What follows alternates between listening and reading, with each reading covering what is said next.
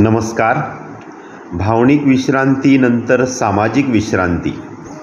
गेल्या काही वर्षात सोशल मीडियाच्या अतिवापरामुळे नकारात्मकता प्रचंड वाढली आहे.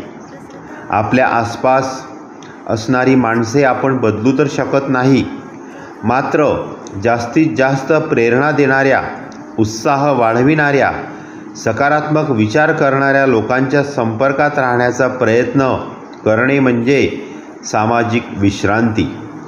ज्यांच्याशी 2 मिनिटे बोलल्यानंतर लगेच उत्साह जाणवतो. यानंतर शेवटची जी विश्रांती आहे त्याला आध्यात्मिक विश्रांती असे म्हणतात.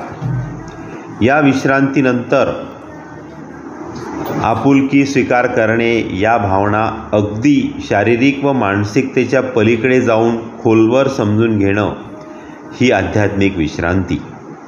आता ही विश्रांती आत्मसात करण्यासाठी स्वतःपेक्षा इतरांना उपयोग होईल अशा कामात स्वतःला गुंतवणे, रोजच्या रोज प्रार्थना, ध्यान करणे, तसेच आपल्या आवडीच्या सामाजिक कार्यासोबत जोडले जाणे. मित्रहो, लक्षात आलं ना? फक्त झोप पूर्ण करून आपण बाकीच्या विश्रांतीच्या गरजा पूर्ण करू शकत नाही. त्यामुळे आता स्वतःसाठी आवश्यक असणाऱ्या विश्रांतीवर लक्ष केंद्रित करा. शारीरिक आणि मानसिक दोन्ही दृष्ट्या सुदृढ व्हा. नमस्कार. धन्यवाद.